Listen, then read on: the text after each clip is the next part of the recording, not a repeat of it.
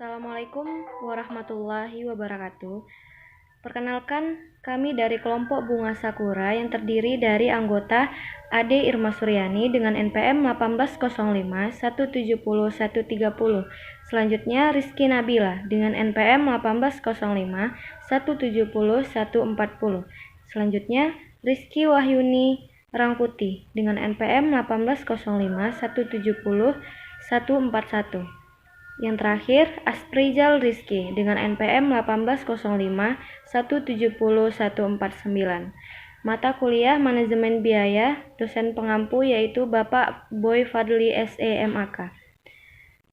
Dari itu, kami akan mempresentasikan tentang biaya siklus hidup.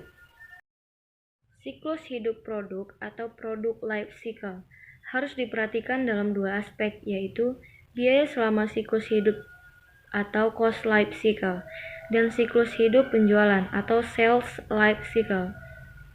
Siklus hidup biaya adalah urutan aktivitas dalam perusahaan mulai dari riset dan pengembangan, desain, produksi atau penyediaan jasa, pemasaran atau distribusi, dan pelayanan kepada pelanggan ditinjau dari perspektif biaya yang timbul pada setiap aktivitas atau dapat dikatakan rangkaian kegiatan di dalam perusahaan yang diawali dengan penelitian dan pengembangan, kemudian diikutkan dengan desain produksi atau penyediaan jasa, pemasaran atau distribusi, dan layanan pelanggan.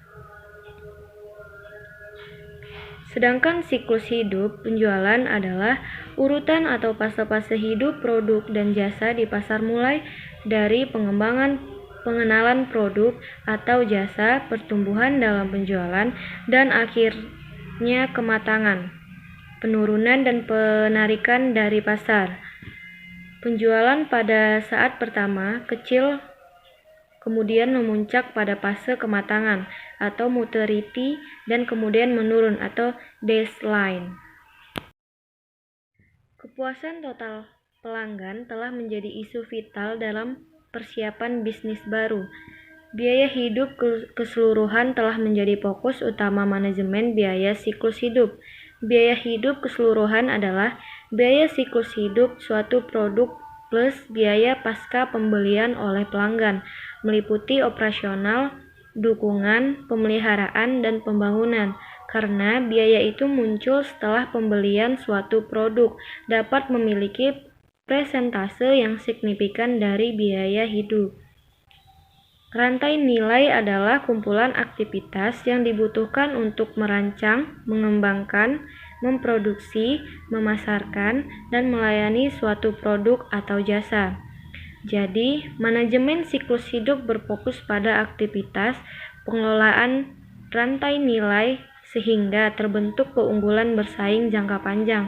Nah, untuk mencapai tujuan ini, manajer harus menyeimbangkan biaya hidup keseluruhan produk, metode pengiriman inovasi, dan berbagai atribut produk termasuk kinerja, keistimewaan yang ditawarkan, keandalan, kecocokan, ketahanannya, keindahan, dan kualitas yang dimiliki.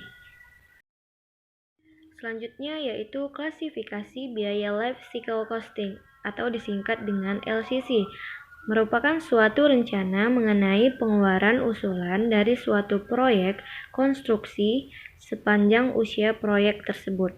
Pada pelaksanaan pembangunan, mulai dari ide, studi kelayakan perencanaan, pelaksanaan, sampai pada operasi pemeliharaan dan pembongkaran membutuhkan bermacam-macam biaya yang dikelompokkan menjadi beberapa komponen, yaitu biaya awal, biaya penggunaan, dan biaya perawatan.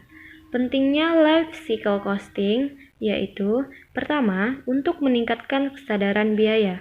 Kedua, evaluasi seluruh biaya hidup.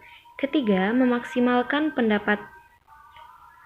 Keempat, memahami latar belakang teoritis, nilai waktu uang, dan analisis risiko, serta dampaknya terhadap proses pengambilan keputusan. Jenis life cycle costing. Pertama, biaya hulu merupakan biaya yang dikeluarkan ketika perusahaan bersiap untuk memulai proses produksinya. desain yang membuat prototipe, pengujian, teknis, dan pengembangan kualitas. Yang kedua, biaya produksi terdiri dari pembelian, biaya produksi langsung, dan biaya produksi tidak langsung.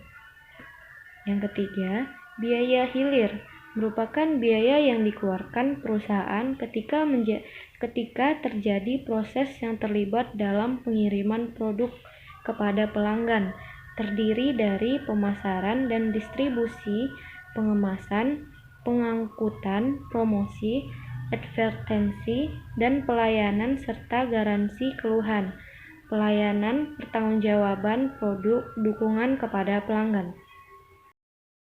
Selanjutnya yaitu kenapa harus menggunakan LCC. Yang pertama, project engineering ingin meminimalkan biaya modal. Yang kedua, maintenance engineering ingin meminimalkan jam perbaikan. Yang ketiga, produksi ingin memaksimalkan jam operasi.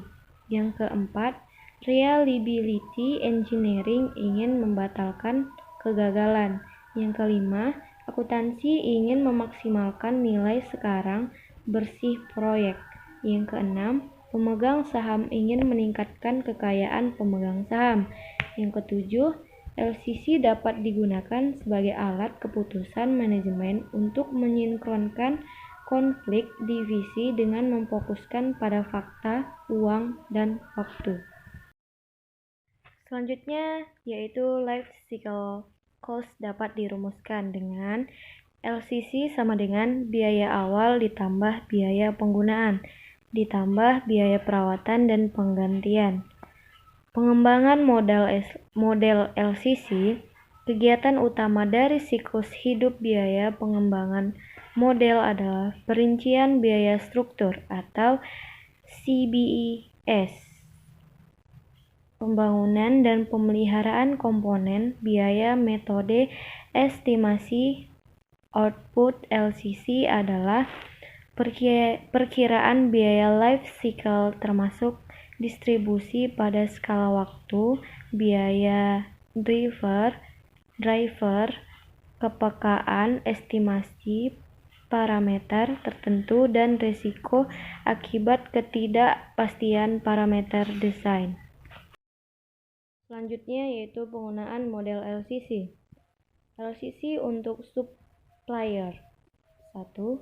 Dengan menggunakan LCC, supplier dapat mengoptimalkan desain mereka dengan mengevaluasi alternatif dan dengan melakukan studi trade-off. Yang kedua, dengan menggunakan LCC, supplier dapat mengevaluasi berbagai strategi biaya operasi dan pemeliharaan atau untuk membantu penggunaan produk. Selanjutnya, LCC untuk customer. Pertama, dengan menggunakan LCC, pelanggan dapat mengevaluasi dan membandingkan produk alternatif.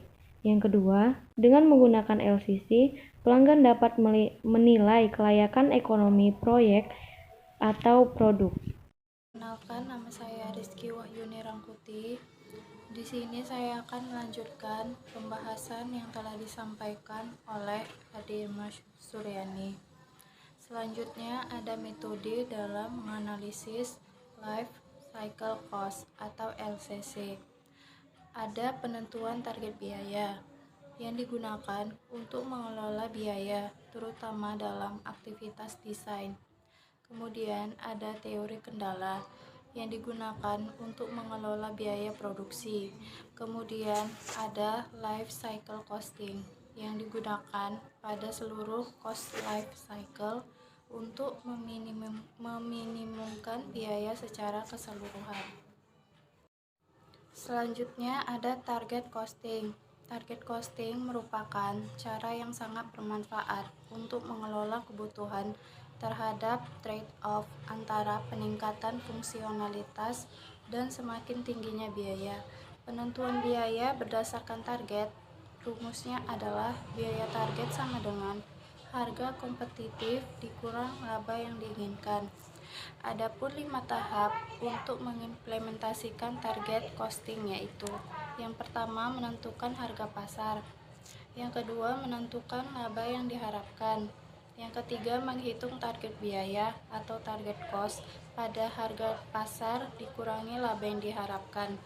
Yang keempat, menggunakan rekayasa nilai atau value untuk mengidentifikasi cara yang dapat menurunkan biaya produk. Dan yang terakhir, yang kelima, menggunakan Kaizen costing dan pengendalian operasional untuk terus menurunkan biaya.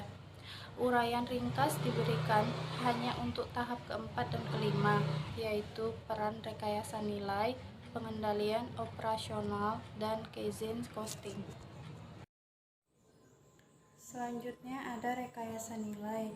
Rekayasa nilai digunakan dalam penentuan biaya berdasarkan target untuk menekan biaya produk dengan menganalisis trade-off antara berbagai jenis fungsi produk atau jenis fitur produk yang berbeda dan biaya total produk.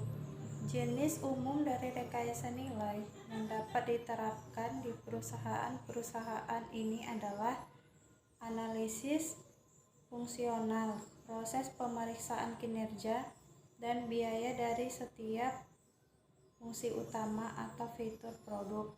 Rekayasa gabungan atau rekayasa berkelanjutan adalah sebuah perkembangan baru dalam proses desain produk yang menggantikan pendekatan rekayasa dasar di mana desainer produk bekerja tempat yang tertutup untuk komponen khusus dari proyek desain keseluruhan. Tahap pertama penting dalam rekayasa nilai adalah melakukan analisis konsumen terhadap produk baru atau produk yang telah direvisi selama tahap desain. Nah, analisis konsumen mengidentifikasi preferensi konsumen yang kritis atau penting yang dapat mendefinisikan fungsionalitas produk baru yang diharapkan. Untuk kelompok produk pertama seperti mobil, software komputer, dan produk-produk elektronik seperti kamera dan peralatan audio dan video, fungsionalitas relatif mudah ditambahkan atau dikurangi. Produk-produk ini merupakan produk yang sering berubah model dan sering mengalami perbaikan. Selain itu, perubahan preferensi pada konsumen juga sering mengalami perubahan.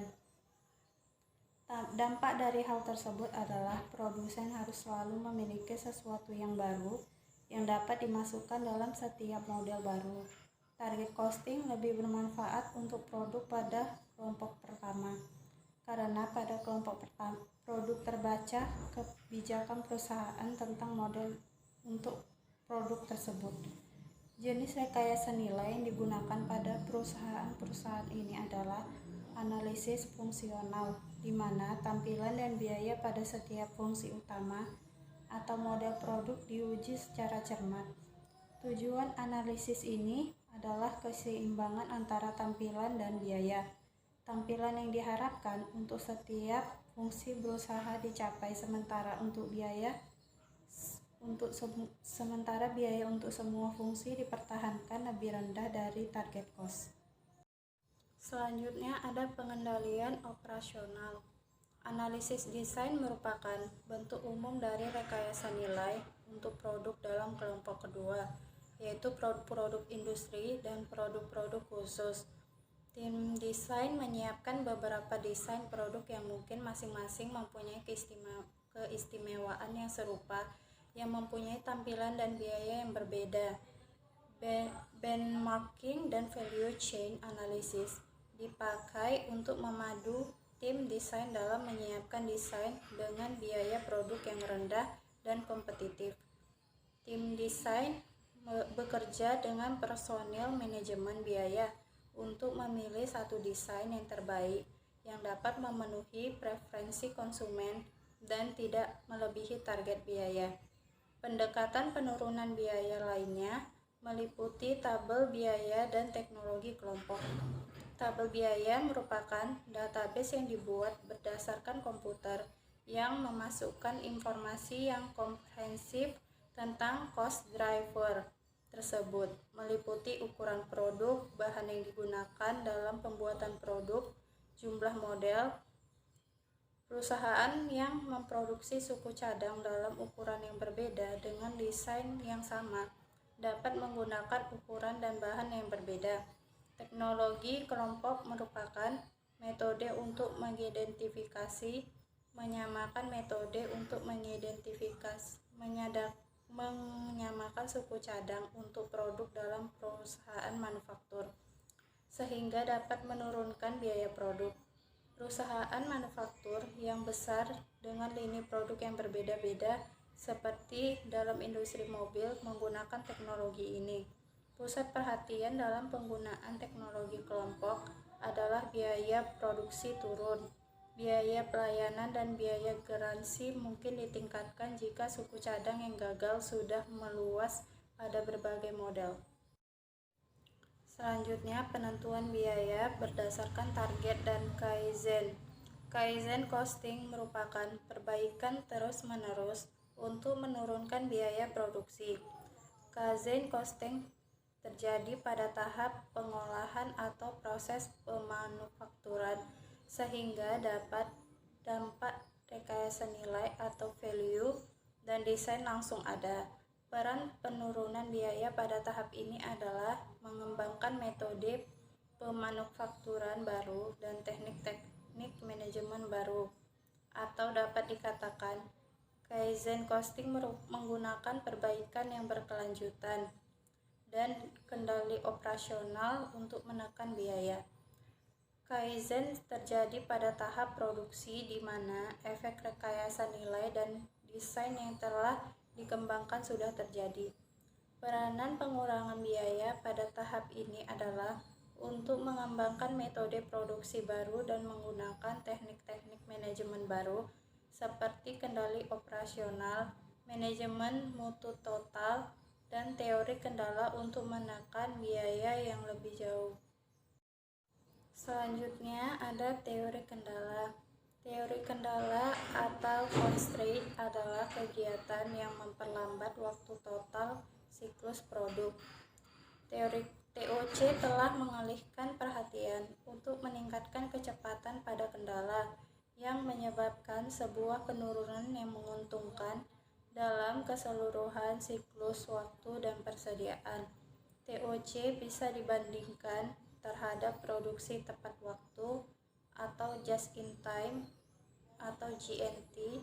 Pada keduanya ditujukan untuk mengurangi waktu siklus dan mengurangi tingkat persediaan.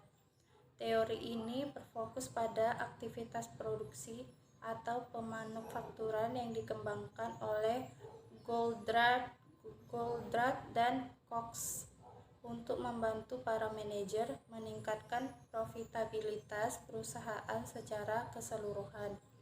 Teori ini memfokuskan perhatian manajer pada kendala atau pemborosan yang memperlambat proses produksi. Gagasan utama adalah perusahaan sukses dengan cara memaksimumkan tingkat output produksi secara keseluruhan yang disebut dengan throughput perusahaan. Throughput didefinisikan sebagai penjualan dikurangi biaya bahan langsung, yaitu meliputi pembelian komponen dan biaya penanganan bahan. Teori kendala mengarahkan perhatian manajer pada kecepatan bahan baku dan komponen yang dibeli diproses menjadi produk akhir dan diserahkan kepada pelanggan. Teori kendala menekankan perbaikan throughput dengan cara mengubah atau menurunkan pemborosan dalam proses produksi yang memperlambat tingkat output yang dihasilkan. Proses produksi dan distribusi yang tidak mempengaruhi throughput bukan merupakan kendala yang mengikat, sehingga perhatian pada hal-hal tersebut lebih rendah dibandingkan perhatian terhadap pemborosan atau kendala mengikat. Teori kendala menggunakan pendekatan jangka pendek untuk analisis profitabilitas karena hanya memfokuskan pada komponen biaya bahan baku saja.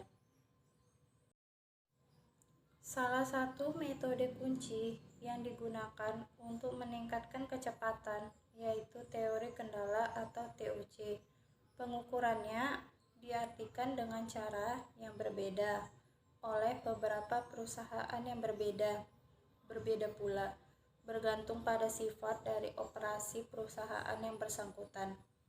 Sebagai contoh, waktu siklus produksi atau waktu tempuh produksi atau waktu keluaran biasanya diartikan. Waktu siklus sama dengan jumlah waktu antara penerimaan pesanan pelanggan dan pengiriman pesanan tersebut. Pengukuran lain yang berguna adalah efisiensi siklus produksi atau manufacturing cycle efficiency yang disingkat dengan MCE. Rumusnya adalah MCE sama dengan waktu pengolahan dibagi total siklus waktu. Demikianlah yang dapat saya sampaikan. Kurang lebih saya mohon maaf. Assalamualaikum warahmatullahi wabarakatuh. Perkenalkan, nama saya Asprizal Rizky. Baik, di sini saya akan menjelaskan tentang langkah-langkah dalam analisis teori kendala. Yang pertama, mengidentifikasi kendala yang mengikat, yaitu akuntan manajemen bekerja bersama manajer produksi dan manajer teknik untuk mengidentifikasi kendala-kendala yang bersifat mengikat dengan cara menggunakan diagram jaringan yang merupakan flowchart dari pekerjaan yang menunjukkan urutan proses dan jumlah waktu yang dibutuhkan untuk setiap proses. Diagram jaringan meliputi 6 proses produksi. Yang pertama, proses pertama menerima dan menginspeksi bahan baku. Kemudian proses kedua, mencampur bahan baku. Proses ketiga, inspeksi kedua. Dan proses keempat, pengisian dan pengemasan. Proses kelima, inspeksi 3. Proses keenam, pemberian label, yang dimana analisis tugas menggambarkan aktivitas dari setiap proses secara rinci, dan juga dapat digunakan untuk mengidentifikasi kendala-kendala yang mengikat. Menggunakan diagram jaringan, kendala mengikat merupakan sumber daya yang membatasi produksi sampai di bawah permintaan pasar. Nah, langkah kedua, menentukan bauran produk yang paling menguntungkan untuk setiap kendala yang mengikat. Yaitu akuntan manajemen menentukan bagaimana memanfaatkan sumber daya perusahaan paling efisien. Pendekatan yang digunakan agak berbeda tergantung apa perusahaan menghasilkan satu produk atau 2 produk, atau bahkan lebih, seperti pada SPI. Jika perusahaan mempunyai satu produk, akuntan manajemen mencari cara untuk memaksimalkan aliran produksi dengan kendala yang ada. Untuk memaksimalkan aliran dalam kendala yang mengikat, menyederhanakan operasi yang menyebabkan pemborosan, yang menyederhanakan desain produk, dan menyederhanakan proses produksi atau pengolahan. Kemudian, mencari cacat kualitas dalam bahan baku yang menyebabkan keterlambatan. Menurunnya waktu setup, menurunkan kelambatan lain yang terkenakan kendala mengikat dengan cara mengubah semua aktivitas dari kendala yang tidak mengurai fungsi operasi. Keputusan komposisi produk diantaranya berdasarkan kapasitas yang tersedia pada kendala mengikat, mencari komposisi produk yang paling menguntungkan, lalu memaksimalkan aliran dalam kendala, kemudian menurunkan setup dan menurunkan jumlah lot, lebih memfokuskan pada throughput daripada efisiensi. Kemudian, langkah ketiga, maksimalkan arus kas yang melalui kendala. Tujuannya untuk mengelola aliran produksi yang maksimum yang masuk dan keluar dalam kendala yang mengikat untuk melancarkan aliran produk dalam pabrik. Nah, alat penting untuk mengelola aliran produk dalam konteks ini adalah drum buffer rope atau DBR system, yang merupakan suatu sistem untuk menyeimbangkan aliran produksi melalui kendala yang mengikat, sehingga mengurangi jumlah persediaan pada kendala dan meningkatkan produktivitas secara keseluruhan. Ada 5 tahap proses pemanufakturan, yaitu proses pertama, membuat earpiece untuk layak pada telinga pelanggan proses. Kedua, menguji dan memasang unit mikrofon. Proses ketiga, menguji dan memasang elektronik lainnya. Dan proses keempat, perakitan akhir dan pengujian akhir. Proses kelima, pengemasan dan pemberian label untuk pengangkutan. Kemudian menggunakan drum buffer ropes akhir atau menggunakan drum buffer ropes sistem mempertahankan produk dalam proses dalam jumlah yang sedikit dan memproses bahan hanya jika dibutuhkan oleh kendala. Berdasarkan lead time atau waktu tunggu, semua sumber daya dikoordinasikan untuk mempertahankan kendala, tetap sibuk tanpa membentuk produk dalam proses. Keempat, menambah kapasitas pada kendala, yaitu sebagai ukuran jangka panjang untuk mengurangi pemborosan dan memperbaiki truk part. Manajemen harus mempertimbangkan tambahan kapasitas untuk kendala mengikat dengan menambah atau memperbaiki mesin atau bahkan menambah tenaga kerja langsung. Melakukan investasi untuk menambah kapasitas jika hal tersebut akan meningkatkan truk part dalam tingkat yang lebih besar daripada biaya yang dikeluarkan untuk investasi. Tidak melakukan investasi untuk meningkatkan kapasitas sampai langkah 2 dan 3 selesai. Kemudian maksimumkan produktivitas proses melalui kendala pada kapasitas yang ada. Langkah terakhir, mendesain ulang proses produksi untuk mempercepat fleksibilitas dan waktu siklus. Nah, yang dimana suatu respon strategik yang paling lengkap untuk situasi pemborosan adalah merancang ulang proses produksi yang meliputi pengenalan teknologi pemanufakturan baru, menghilangkan hal-hal yang menyulitkan produksi, dan mendesain ulang beberapa produk sehingga lebih mudah diproduksi. Mempertimbangkan perancangan ulang produk atau proses produksi untuk mencapai truk part yang lebih cepat. Selanjutnya, yaitu pembiayaan berbasis aktivitas dan teori kendala TOC ABC. Yang dimana tujuan utama TOC fokus pada jangka pendek, analisis batas keluaran didasarkan pada biaya, bahan baku, dan terkait bahan baku. Sedangkan ABC, tujuan utamanya fokus jangka panjang, analisis pada keseluruhan biaya produk, termasuk bahan baku, buruh, dan beban. Kemudian, pada kendala dan kapasitas sumber daya, pada TOC, disertakan secara tegas sebuah fokus utama dari TOC. Sedangkan pada ABC, tidak disertakan secara tegas kecuali sebagaimana ditunjukkan pada ABC yang terdorong waktu atau time driven ABC. Kemudian driver biaya.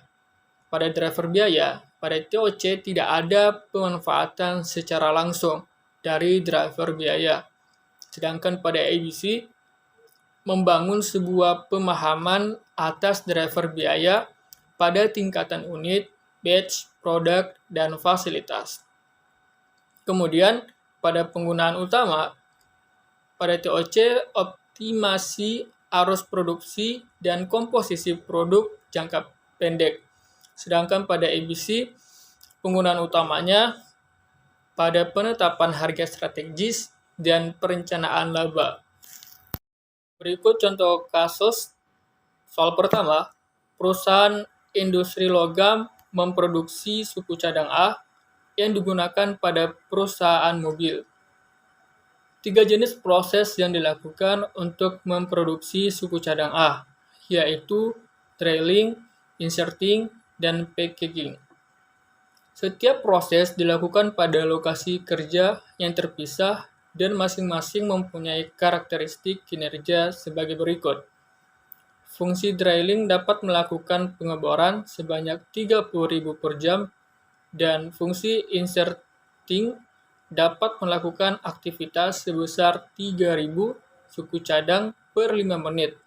Sedangkan fungsi packaging dapat mengembas 10.000 suku cadang per setengah jam. Nah, pertanyaannya, Proses manakah yang merupakan kendala mengikat atau binding constraint?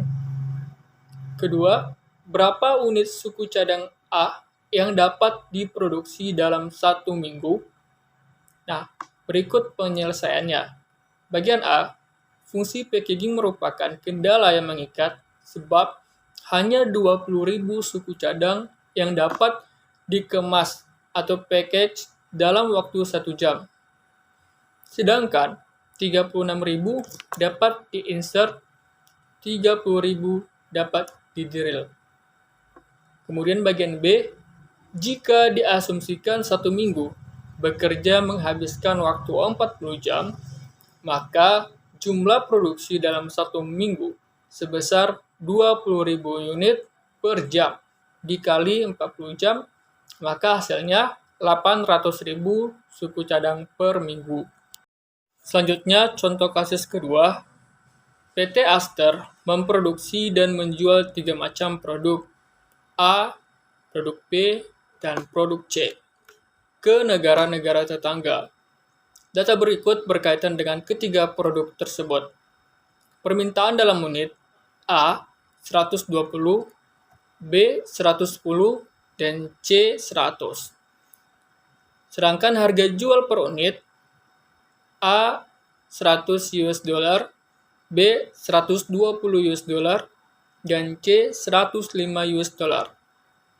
Pada biaya bahan baku per unit A 50 US dollar, B 60 US dollar, dan C 60 US dollar. Dan tenaga kerja langsung dalam menit per unit pada produk A 12, B 17, dan C 7. Pertanyaannya, pertama, hitunglah kontribusi per menit tenaga langsung untuk masing-masing produk. Kedua, tentukan komposisi produk terbaik. Anggaplah ada 5 karyawan, ada waktu istirahat, pelatihan, dan pertemuan reguler, dan menit yang tersedia per harinya adalah 2.200 menit. Nah, berikut penyelesaiannya.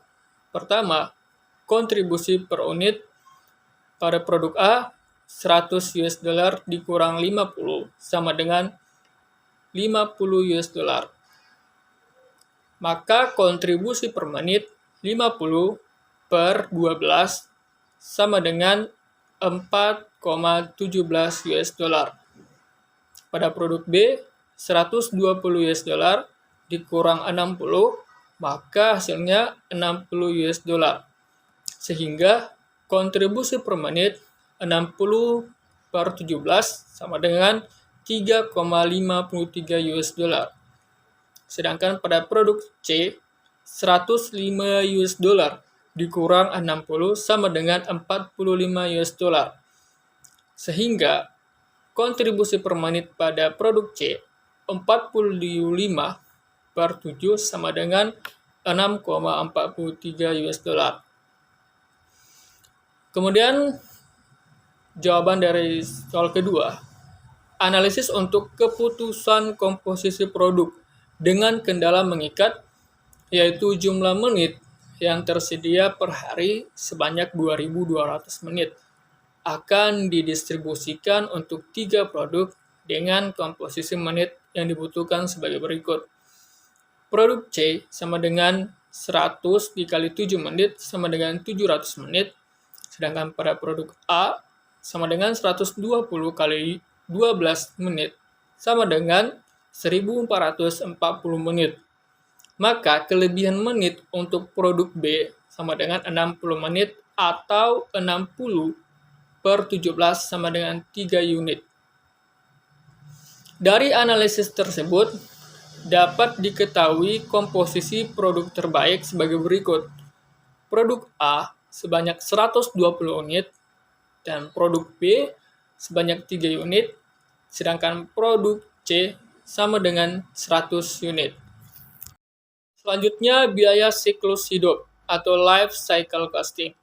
Life cycle costing memberikan perspektif jangka panjang karena mempertimbangkan semua biaya selama siklus hidup produk atau jasa.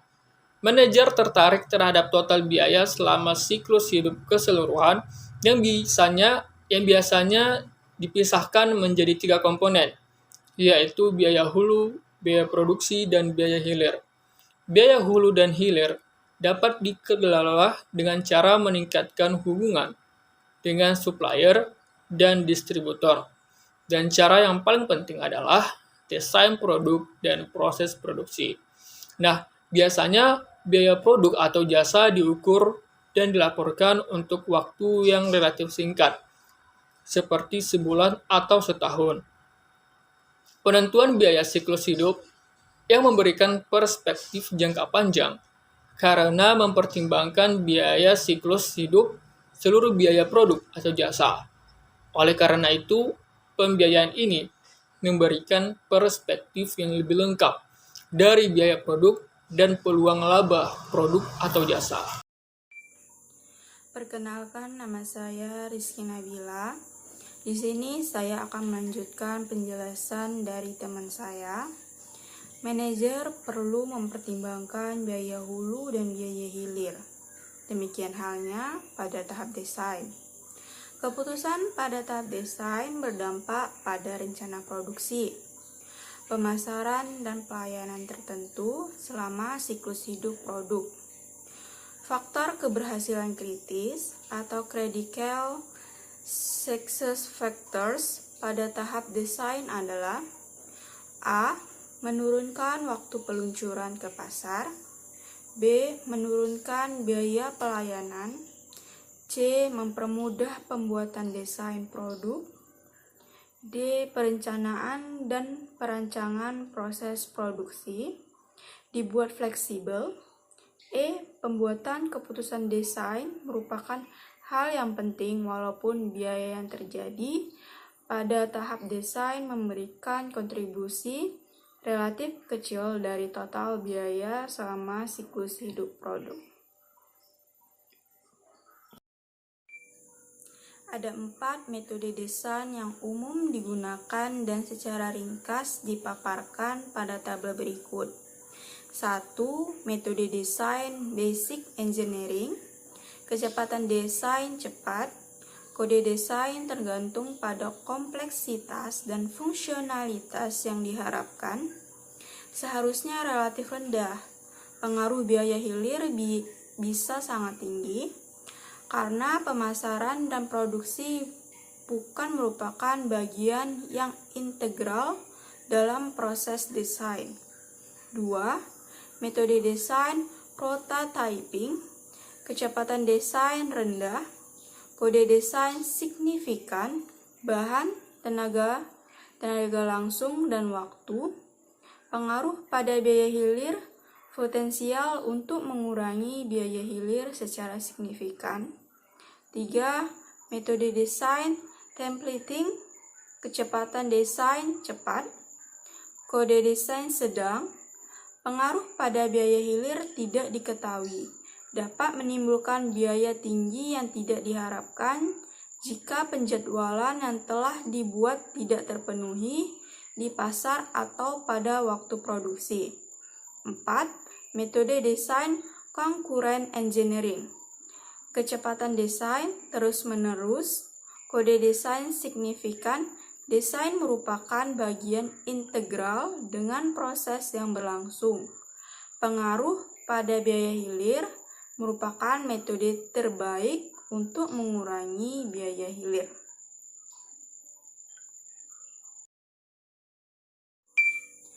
Perhitungan biaya berdasarkan siklus hidup. Metode manajemen biaya cenderung hanya memfokus pada biaya produksi, biaya hulu, dan biaya hilir. Bisa jadi mempunyai porsi yang signifikan dari total life cycle cost, khususnya untuk industri-industri tertentu. 1. Industri dengan porsi biaya hulu dan biaya hilir yang tinggi, farmasi dan produsen mobil. 2. Industri dengan porsi biaya hulu tinggi, software, komputer, dan peralatan medis, dan industri khususnya. 3. Industri dengan porsi biaya hilir yang tinggi, eceran dan parfum, kosmetik, dan perlengkapan toilet.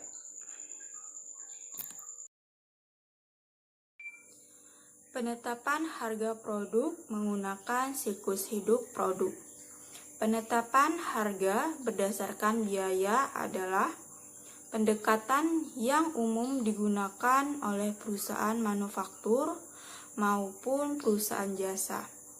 Perusahaan yang bersaing dalam hal kepemimpinan biaya menggunakan informasi biaya untuk meningkatkan efisiensi operasi dan mengurangi biaya serta harga. Harga ditetapkan oleh para produsen yang paling efisien, yaitu yang paling dapat mengurangi biaya-biaya.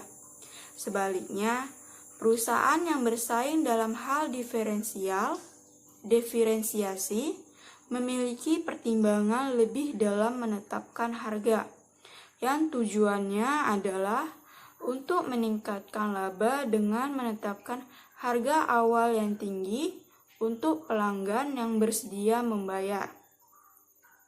Diikuti harga yang lebih rendah untuk pelanggan yang sangat memperhatikan biaya yang disebut skimming. Informasi yang digunakan untuk penetapan harga umumnya dibuat berdasarkan satu dari 4 metode berikut, yaitu 1. Biaya produksi penuh ditambah markup, yaitu perusahaan yang menentukan biaya produksi penuh atau total biaya produksi tetap dan variabel, dan menambahkan presentasi markup untuk menutupkan biaya operasi lain ditambah laba. Presentasi markup dapat ditentukan oleh praktek industri, pertimbangan atau tingkat laba yang diharapkan. 2. Biaya selama siklus hidup ditambah markup, yaitu adanya pendekatan siklus hidup untuk penetapan harga dengan menggunakan biaya siklus hidup penuh, bukan hanya biaya produksi saja. 3. Biaya produksi penuh dan persentase margin kotor yang diinginkan, yaitu harga yang ditentukan sedemikian rupa sehingga dicapai suatu persentase margin kotor yang diinginkan. 4. Tingkat imbal hasil aktiva yang diinginkan, yaitu pendekatan penetapan harga umum digunakan adalah dengan menetapkan harga untuk mencapai tingkat imbal hasil atas aktiva yang diinginkan.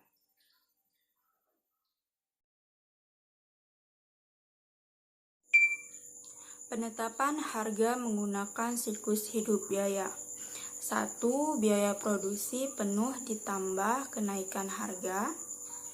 2. Biaya siklus hidup ditambah kenaikan harga, atau biaya siklus hidup total dikali kenaikan biaya sama dengan harga. 3. Biaya penuh dan persentase margin bruto yang diinginkan. Harga sama dengan biaya produksi total dibagi 1 kurang persentase batas siklus hidup yang diinginkan. Sebagai alternatif, sebuah variasi dari metode ini dapat digunakan untuk mencapai laba yang diinginkan pada persentase biaya siklus hidup. Harga sama dengan biaya siklus hidup penuh dibagi 1 kurang persentase batas siklus hidup yang diinginkan. 4. Biaya penuh ditambah pengembalian aset yang diinginkan. Siklus hidup kenaikan harga sama dengan keuntungan sebelum dikenakan pajak yang diinginkan dibagi biaya siklus hidup dan penjualan yang diperkirakan. Penetapan harga strategis untuk tahap-tahap pada siklus hidup penjualan. Penentuan harga jual strategis dan pengembangan sistem manajemen biaya yang tepat tergantung pada posisi produk atau jasa dalam tahap-tahap siklus penjualan atau sales life cycle.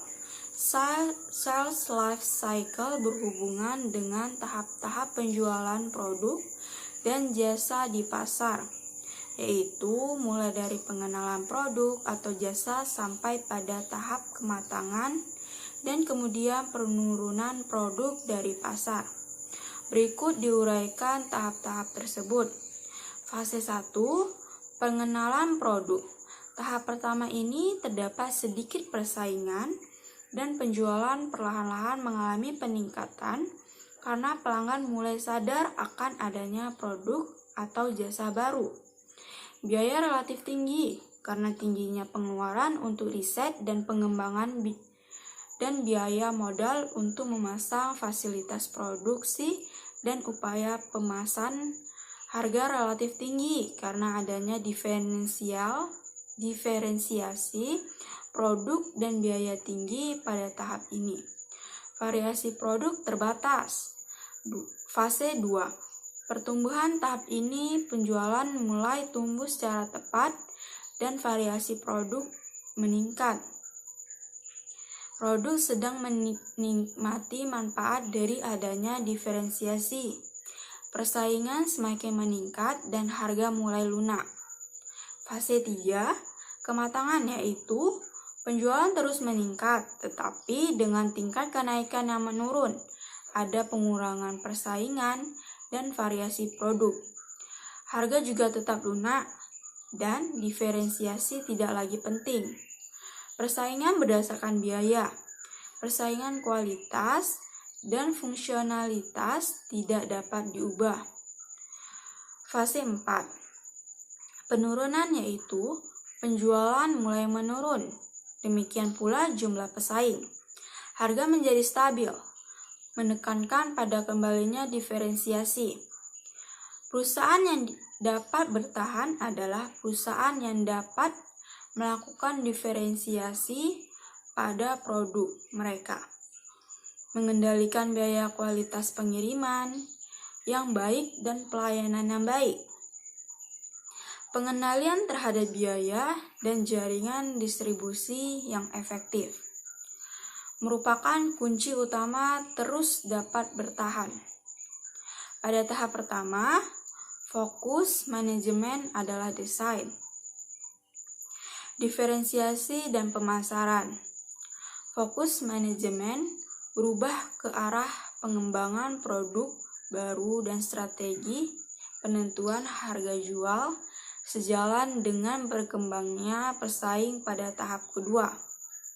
Pada tahap ketiga dan keempat, perhatian manajemen berubah ke arah pengendalian biaya, kualitas, dan jasa sejalan dengan semakin kompetitifnya pasar. Jadi strategi perusahaan untuk produk dan jasa berubah selama siklus penjualan produk atau sales life cycle, dari diferensiasi pada tahap awal ke arah keunggulan biaya pada tahap akhir.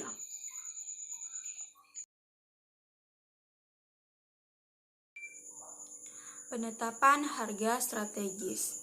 Metode penetapan harga berbasis analisis belakang ini.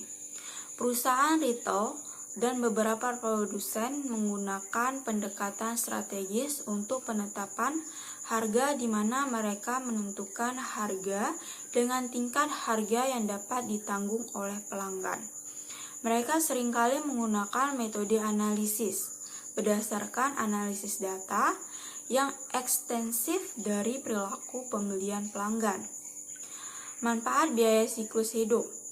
Dari materi tentang biaya siklus hidup, maka dapat disimpulkan manfaat biaya siklus hidup antara lain: 1. Untuk meningkatkan kesadaran biaya. 2. Keseluruhan biaya hidup evaluasi atau LCC memungkinkan evaluasi pilihan bersaing berdasarkan seluruh biaya hidup. 3. Memaksimalkan pendapatan.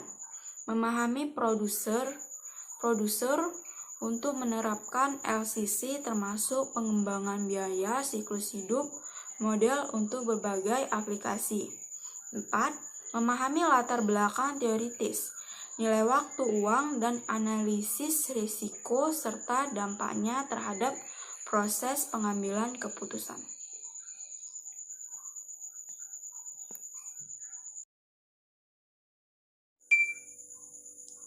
Sekian persentase kami, kurang lebihnya kami mohon maaf. Hanya itu yang dapat kami sampaikan, semoga dapat bermanfaat untuk kita semua. Saya ucapkan terima kasih yang sebesar-besarnya atas perhatiannya.